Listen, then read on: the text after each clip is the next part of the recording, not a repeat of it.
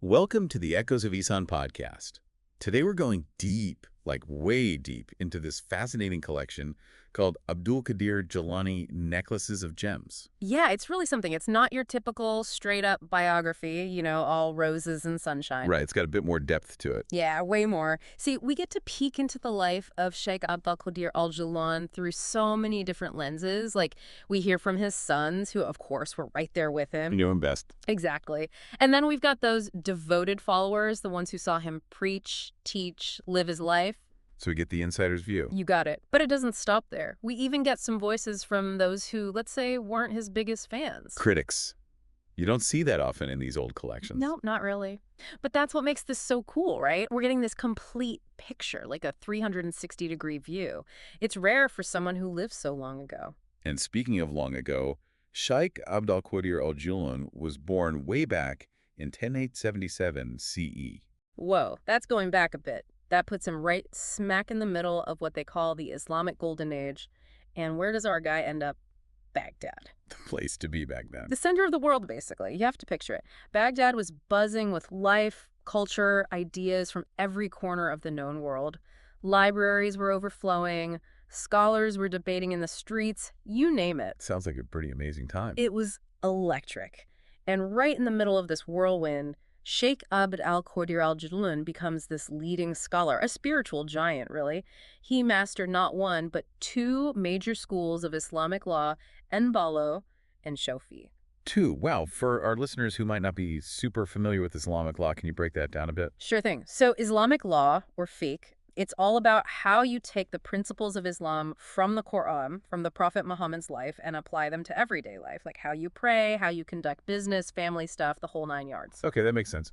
And within Islamic law, you've got different schools of thought, each with its own way of looking at things. And Balu and Shofi, these are two of the biggest, most important ones. So mastering one would be impressive, but two. That's next level, man. Imagine someone today mastering like two totally different legal systems at the same time. It's a huge feat. But here's the thing. He wasn't just some scholar stuck in a dusty library. Right, his knowledge was lived, right? Absolutely. It was rooted in his practice and his connection with God and in his work with the community. People were drawn to him. He had this aura of piety, this disciplined way of life, and a personality that just drew people in. Charisma, that's what it sounds like. Yeah, he had it. And Necklaces of Gems even tell stories about him as a kid, and you can already see there's something special about him. Like they say angels would walk with him to school. Angels. Imagine that. A little boy walking to school, surrounded by angels. It's almost too amazing to believe. But that's the point, right? It shows This is how heaven. special he was from the very beginning. Exactly. Like, he was destined for greatness. And it wasn't just stories people made up after he became famous either. He himself said he saw these angels as a child. Heard them too. They would clear a path for him at school, he said. So even he acknowledged this was happening. Oh, yeah. And there's this one story that really gets me about this guy who, turns out, was a respected spiritual figure himself. He saw the young Sheikh Abd al-Qadir al-Jilani, and he looks at the angels and says, "This is someone special, someone who gives freely, who helps others, who is close to the truth." Can you imagine? Like he could see the future. Almost like a prophecy, right? It shows you how important spirituality was in their lives. It wasn't just some abstract idea, it was real. It was power. Real and powerful, that's it. And it wasn't just the angels either. Sheikh Abd al-Qadir al-Jilani, even as a kid, he talked about hearing a voice calling him to God. Like even when he was trying to just be a kid, play games and stuff. I couldn't ignore it. Nope, this call, it was pulling him towards something deeper, something bigger than himself.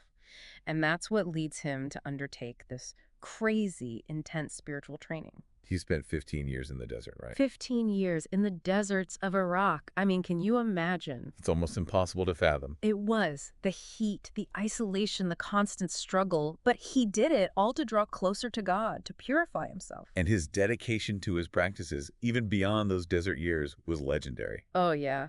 They say he would recite the entire Quran, that's the whole holy book of Islam. It's not short while standing on one leg. And to make sure he didn't fall asleep, he'd hold onto a socket in the wall. Wow. The man was committed. No kidding. Yeah. But these weren't just random acts of piety, were they?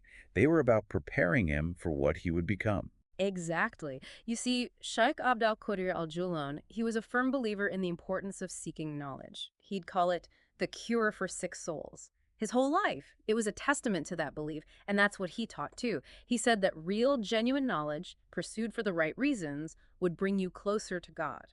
And he wasn't just talking about book knowledge, was he? He had these visions, received guidance in his dreams, even had encounters with spiritual masters who had already passed away. Right, and that's where we see the Sufi influence, the mystical side of Islam, where you directly experience the divine. It's about purifying your heart, letting go of ego, becoming spiritually enlightened through practices like meditation and deep thinking. And there's this one story that really intrigued me about his encounter with Khidr. Ah, Qadir. He's a fascinating figure in Islam. Sometimes they call him a prophet, sometimes a wise guide. But one thing's for sure. He's got knowledge of the hidden world, of the secrets of creation. Some even say he was a companion of Moses, guiding him on his spiritual journey. Wow. So Sheikh Abd al-Qadir al-Jilani meeting Khidr, what does that tell us? It tells us that he believed in the possibility of getting guidance from the unseen world, from beings who are beyond our normal understanding. So it's like having a spiritual mentor, but one who exists on a completely different plane of reality. Exactly. And these weren't just one-off events either. They seem to have happened throughout his life, like an ongoing connection with this guide. That's incredible. And this idea of receiving guidance from the unseen realm, it's a central part of many spiritual traditions, Sufism included.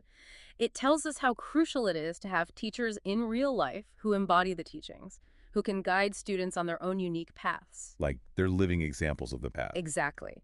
And while books and traditional teaching are super valuable, it's that human connection, that passing down of wisdom and experience from one person to another that has this special weight in many spiritual traditions. That makes sense. Now, on top of his scholarship and mystical experiences, Sheikh Abdul Qadir al-Jilani was known for performing miracles. Those stories are pretty wild. Oh yeah, they are. Healing the sick, bringing animals back from the dead, even controlling nature, like wind and fire. Now, I know it's easy to be skeptical of such things in this day and age. Yeah, miracles, it's a tough one.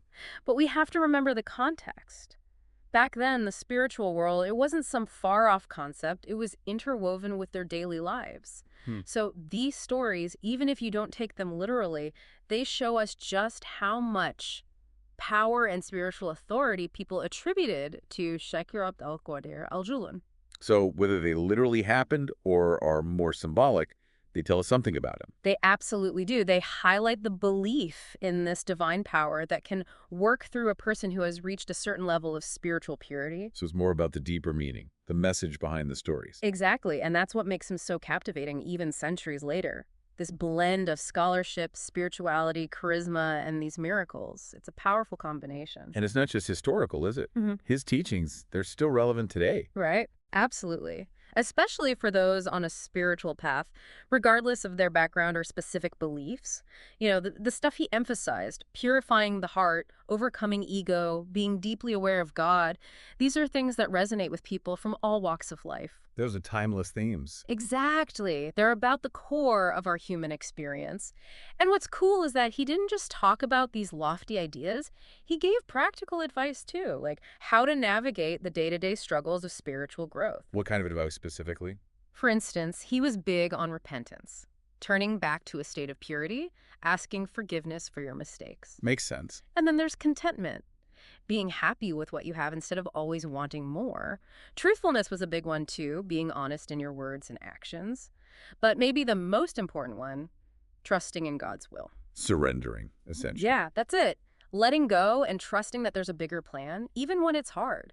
These are principles that speak to people across cultures and time. Definitely. They provide a way to navigate life's messiness, to find peace and purpose. And we can't forget the Sufi order he started, the Qadiriya. Oh, that. The Qadiriya, it became one of the biggest Sufi orders around the globe. It spread through the Middle East, Africa, Asia, even parts of Europe and the Americas. And what were they spreading? His teachings and practices, but adapting them to fit different cultures and contexts. It's like his legacy living and breathing, evolving. It is, and that's what's amazing about figures like him. They leave this mark that transcends time and place, touching something universal in us and our human spirit. And with Sheikh Abd al-Qadir al-Jilani, it's that blend of intellect, spirituality, practical advice, and of course that undeniable charisma. People are still drawn to him. They are. So here we have this remarkable figure, right? Scholar, mystic, teacher, even a social reformer. And we're trying to understand him through these stories, necklaces of gems. It's like a puzzle, putting all these pieces together. It is. And these stories, they're not just about the past. They make us think, they make us reflect, they make us question. What does sainthood mean? How powerful is belief? What does real transformation look like? What's a place of spirituality in our lives? It's a journey, really. A journey into a world where the spiritual and the everyday are intertwined. That's it. Where miracles seem possible, where seeking knowledge and purifying yourself, they go hand in hand. So before we dive into those stories, we should probably talk about how to interpret this kind of material. These accounts that were written centuries ago, passed down through generations. And often you've got this blend of history and spiritual allegory. Right. It's tricky. But I think the key is to approach them with both a critical eye and an open mind. We have to remember the culture, the time period. These weren't meant to be purely factual like a history textbook.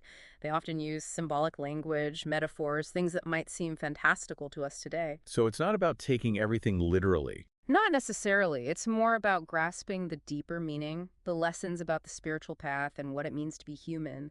It's about holding both things in mind, the historical context and the timeless truths they're trying to convey.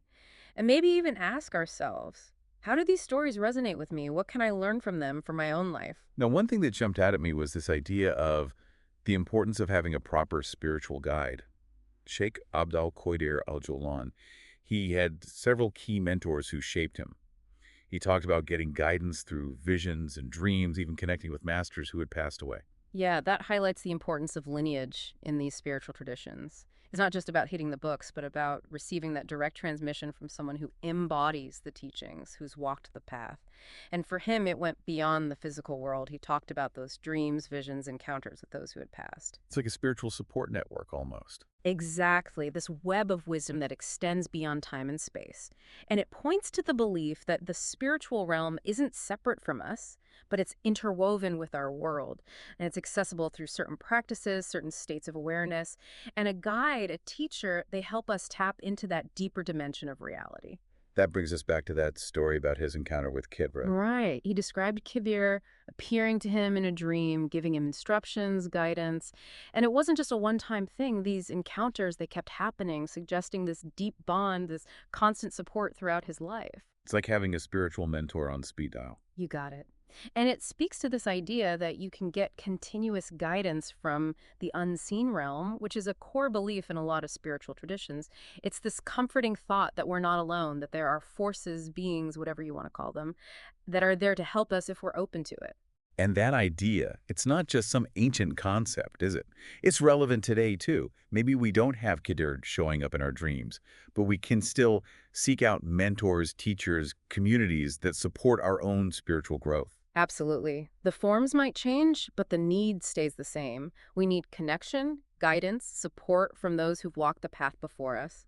It's human nature, especially when things get tough, and on a spiritual journey, things can get really tough. Because it's a journey, right? Yeah. Not a destination. Exactly. It's a process. It's about constantly growing, purifying yourself, and getting closer to that divine essence, whatever that means for you. And it's about showing up every day and doing the work, both inside and out. Now, beyond the miracles and the otherworldly encounters, let's get into his actual teachings. What were some of the main things he emphasized? Okay, one of the biggest things was purifying the heart. He saw that as the foundation for everything else on the spiritual path. Purifying the heart. What did he mean by that? He believed that if your heart is clouded with negativity, things like greed, envy, arrogance, or just being too attached to stuff in this world, it can't truly connect with the divine. So it's about more than just outward actions then. Way more. He saw the heart as the core of our spiritual being, the center. And purifying it meant cleaning out all that junk so it could become this vessel for divine light and love. It's like creating space for something bigger than yourself to enter. That's a great way to put it. And he had specific practices to achieve this purification. He talked about constantly remembering God, even during your daily routine. He emphasized thinking deeply about the nature of reality, about why we're here, about our relationship with the Creator. And he was big on looking inward, examining your own thoughts, motives, actions to see where you need to clean up. Those are practices you see in a lot of spiritual traditions, right? Not just Islam. Absolutely. The idea of cultivating inner peace, mindfulness, self-awareness, these are universal. And Sheikh Abdul Qadir al-Jilani, he gave a way to practice these things within the framework of Islamic belief. And along with purifying the heart, there's this idea of overcoming the lower self. What did he call it? The nafs. It's a central concept in Islamic spirituality. The nafs, it's that part of us that's all about base desires, ego, selfishness, being obsessed with worldly things. It's the part that fights against spiritual growth, that wants to stay comfy and avoid any challenges, even if it means staying stuck in unhealthy patterns. So it's like that voice in your head that tells you to take the easy way out, to indulge in things that you know aren't good for you. Exactly. And he saw this struggle with the nafs as this constant battle, something you have to deal with on the spiritual path.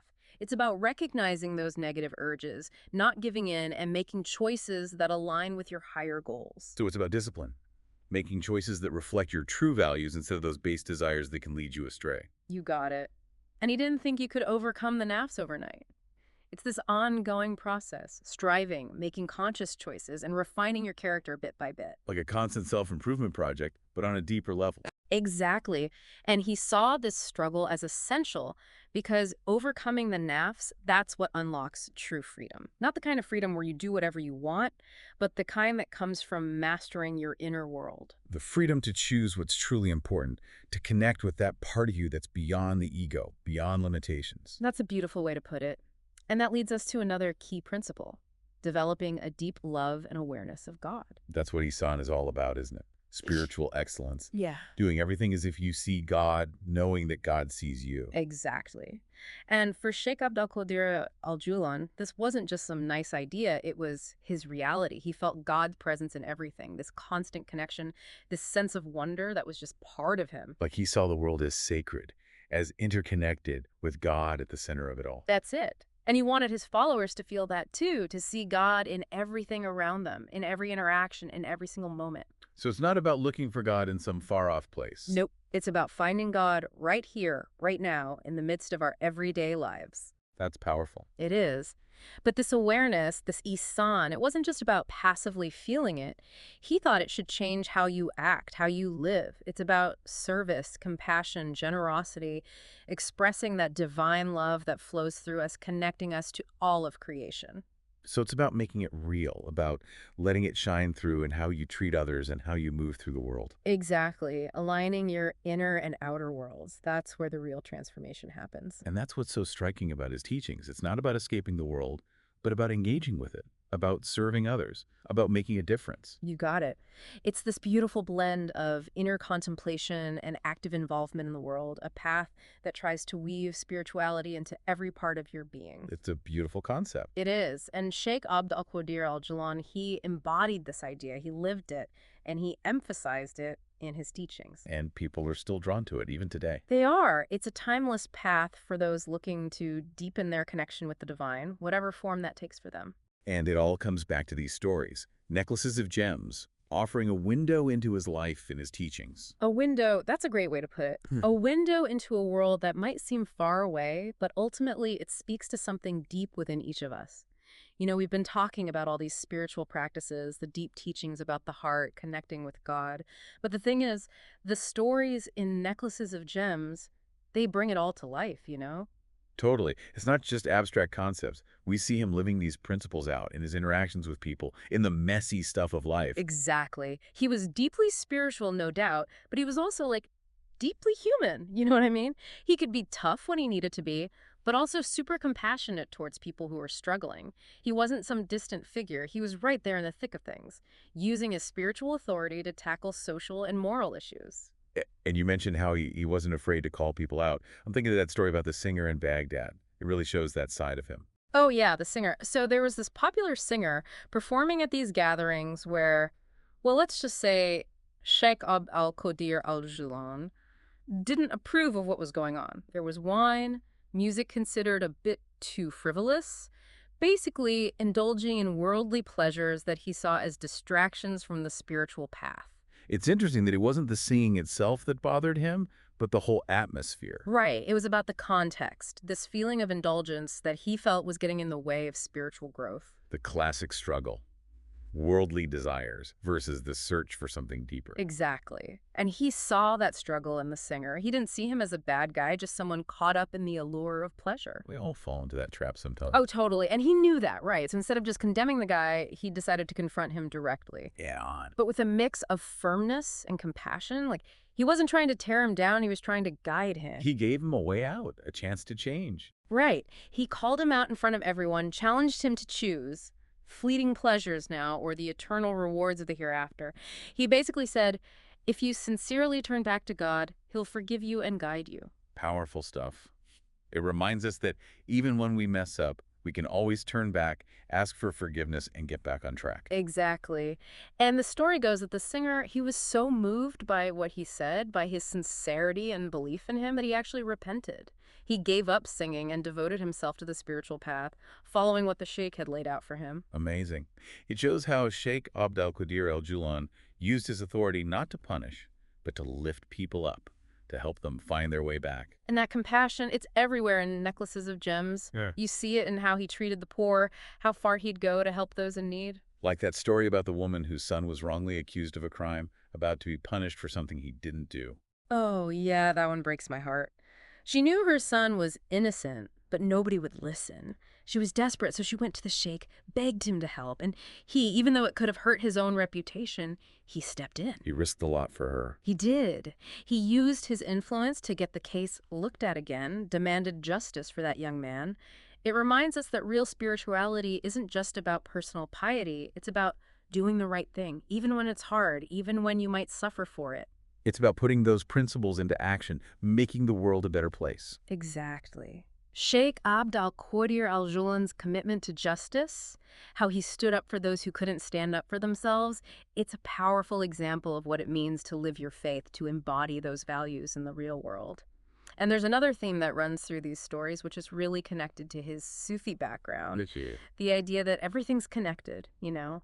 Like, we're not separate beings, but part of one big web of existence. That's a big one in Sufism, right? That interconnectedness of all things. Huge. It's about understanding that our actions, they have ripples, they affect not just us, but the whole web of life. And there's this story that really illustrates this point.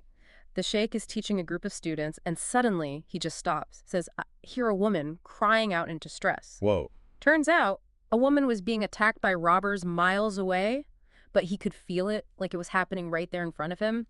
It's about that heightened spiritual awareness, that ability to tap into that web of connection that goes beyond our physical senses. And he didn't just sit there, did he? He took action. Nope. He sent his students to go help her, and they saved her from those robbers.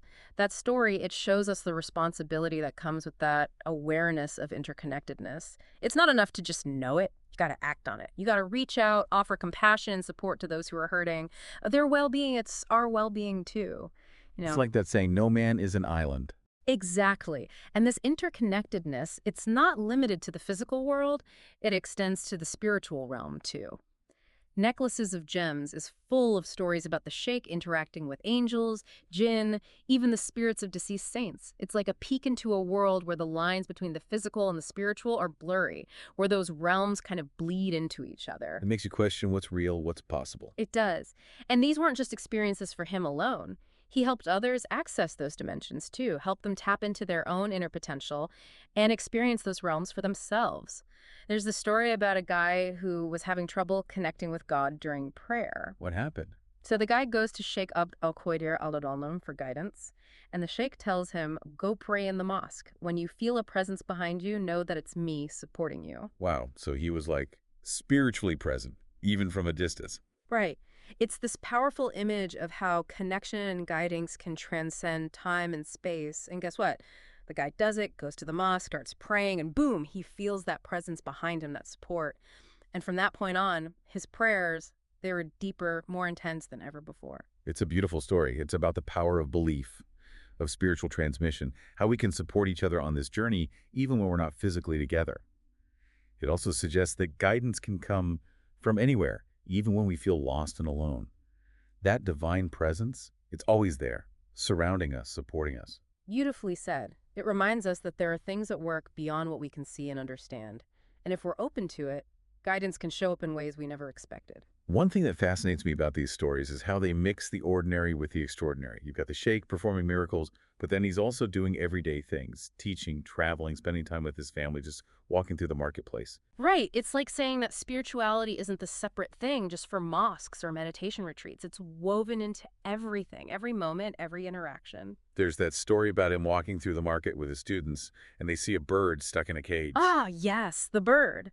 He asks his students, why is this bird trapped? They're like, because it's in a cage. Pretty obvious answer, right? You'd think so. But he says, no, it's trapped because it's attached to the cage. If it let go of that attachment, it'd be free. It's a powerful metaphor, isn't it? We build our own cages through our attachments, our desires, our fears, the things that hold us back. We limit ourselves. Exactly. And to make his point, he just opens the cage, the bird, it's not attached anymore, so it flies away, free. It's such a beautiful image of liberation. The freedom that comes from letting go. Yeah. Not just of material things, but of mental and emotional baggage, too. You got it. True freedom isn't about what's happening around you. It's an inner state. It's about being present, letting go, trusting in something bigger than yourself. Powerful stuff. Now, I know some people might read these stories and think they're a bit too out there, you know. Sure, they can seem fantastical, even unbelievable. It's easy to get caught up in the miracles and miss the deeper message. So how do we approach them in a way that gets to that deeper meaning?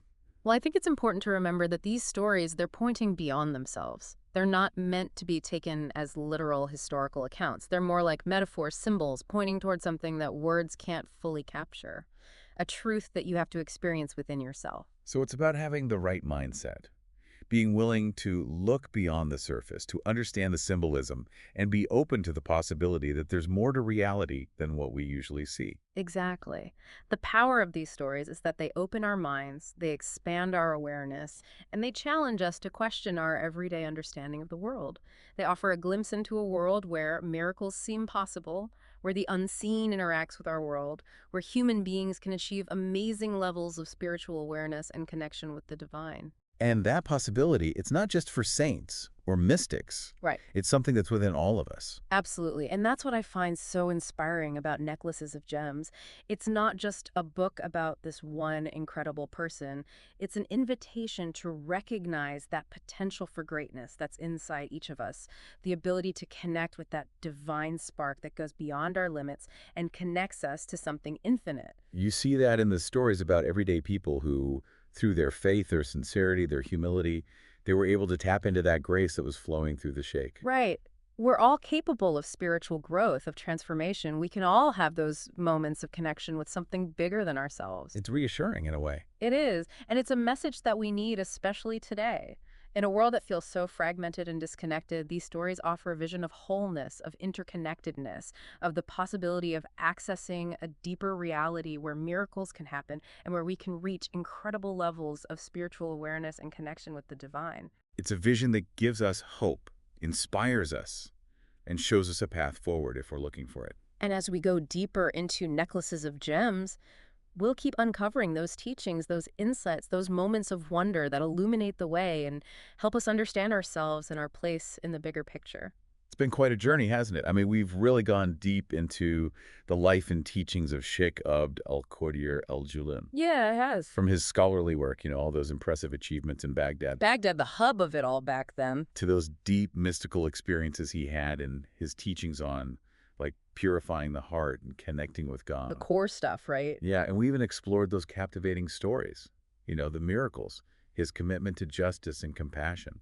And how he was a real person, too. Right. Now, just some unrelatable saint. Yeah, exactly. He had that human side to him, that humor, that unwavering commitment to fairness. And those stories, they really brought his teachings to life, didn't they? We saw how he applied those principles in the real world. They did. But now, thinking back on it all, what does this mean for us today? Yeah, that's the big question, right? Why should we care about a scholar and mystic who lived, like, centuries ago? It's easy to see it as just a cool history lesson. A fascinating story from the past. But I think there's more to it than that. There's got to be. These stories, these teachings, they challenge us, you know? They make us question our modern assumptions about, well, what's even possible? Interesting. About how spirituality fits into our daily lives, and even about the very nature of reality. Whoa, that's deep. It is. You're right. We're so focused on the material, on what we can see and touch. The tangible stuff. But necklaces of gems, it pushes us to see things differently. It forces us to acknowledge that unseen, that spiritual dimension, the thing that's behind it all. The foundation, almost. Yeah. It does it through stories. Not boring lectures or complicated philosophies. It's through these narratives that capture our imagination, you know? The ones that speak to our hearts. I'm thinking about that recurring image of those green birds. The green birds, yeah. They always showed up whenever Sheikh Abd Qadir Gilani was talking about divine knowledge. Such a vivid image, right? So striking, so evocative. And green, in Islamic tradition, it represents life, growth, paradise. Renewal. And birds, well, they can fly between the earthly and the heavenly. Soaring above it all. It's not just some random thing, it's a symbol. Of what? Of the power of spiritual knowledge, how it can transform our lives, bring vibrancy and meaning. I like that. It's like a visual representation of how spiritual understanding can change everything. How we see the world. Exactly. It's like we're given a new lens. One that shows us the interconnectedness of all things and the presence of God in everything. It's beautiful. It is. And that's what we're invited to do, right? Right. To look for those deeper meanings, those symbolic layers hidden in these stories. To think a little deeper. To ask ourselves, what does this story mean to me? What feels familiar? What inspires me? Exactly. It's about finding the real gems hidden within these pages. And earlier, you mentioned the importance of having a spiritual guide, a concept Sheikh Abdul Qadir Gilani really emphasized. A vital part of the path. Back then, it meant finding a living master, someone who embodied those principles. A real-life example? But what does that look like for us today?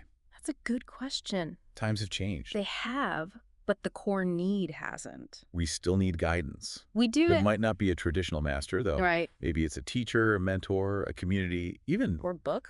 like necklaces of gems, letting these teachings guide us. Exactly. It's about having a support system, a connection with people who are on the same path. Could get it. Because, let's face it, it's not easy. It's a journey, not a quick fix. It's a constant process of growth, of purifying ourselves, of going deeper in our connection with God. It's about showing up every day and doing the work. And one thing that really stuck with me from these stories was Sheikh Abdul Qadir Gilani's emphasis on sincerity. Yeah, he was all about that. He didn't care about outward displays of piety or rituals if they weren't genuine. If your heart wasn't in It had to be real. He saw right through that. Remember that story about the guy who criticized him for wearing nice clothes? Oh, yeah, the one who thought a spiritual master should be all about austerity. Like a walking symbol of simplicity. But the sheikh, he had the perfect response. What'd he say? He said that looks can be deceiving. Don't judge a book by its cover, right? Exactly. What matters is what's inside, the purity of your intention, the alignment of your thoughts and actions with your values. It's a good reminder. It is. True spirituality, it's not about appearances. No, it's not about fitting into some mold. It's about cultivating an inner state. A way of being in the world, how you see things, how you treat others. That reflects your connection to God. That's it. And to prove his point, that critic, the one who judged him for his clothes, he ended up getting this painful growth on his body. Ouch. A physical manifestation of all that judgment and negativity. It's wild, right? It is, but it makes you think. It shows you that our thoughts, our intentions, they matter. They have real-world consequences. We're not just isolated individuals. Our energy, our emotions, they impact the world around us. Whether we realize it or not. So we have responsibility, right? To be mindful, absolutely. To cultivate compassion, generosity, kindness. Because it all has a ripple effect. It goes beyond us. Exactly. It makes me think about that imprisoned dove. The one that could be free if it just let go of the cage. Such a potent metaphor. Yes. It shows us how we trap ourselves with our fears, our desires, our limiting beliefs. Those internal cages we build. And true freedom that comes from within. From letting go of those attachments, surrendering to the present moment, trusting in something bigger than ourselves. It's a process, a journey. And that's the invitation Sheikh Abdul Qadir Gilani offers us. What? To embrace that freedom, to trust that there's a larger plan, even when we can't see it. Surrender to the unfolding. To embrace the journey. With all its ups and downs. To see every step, every stumble, every moment of grace as part of the process. So, as we wrap up this deep dive, any final thoughts? What's that one thing you leave with our listeners? I'd say don't just read necklaces of gems. Have a conversation with it. A conversation, Yeah, engage with it, talk to it. like we're talking now. Exactly. It's a conversation with Sheikh Abdul Qadir Gilani across time. Across centuries? But it's also a conversation with yourself. What do you mean? Ask yourself, what parts of these stories resonate with you? Yeah. What teachings challenge you, inspire you? Hmm. Where do you see your own journey reflected in his life? That's a good way to look at it. Those questions, those reflections, those are the real treasures. Hidden within, It's about taking those teachings and making them your own. bringing them to life. Finding what works for you, what feels true. So it's about going beyond just reading and intellectualizing. It is. It's about applying it, making it real. Yeah. Necklaces of Gems, it's not just a collection of stories. It's a guide It's a springboard for our own exploration, for going deeper, for understanding ourselves better. our connection with God, our place in the world. And may that exploration lead us to a deeper understanding of ourselves, our potential, our connection with God, and how we can make a difference in the world. A beautiful thought. Until next time, may the blessings of Ihsan be with you all.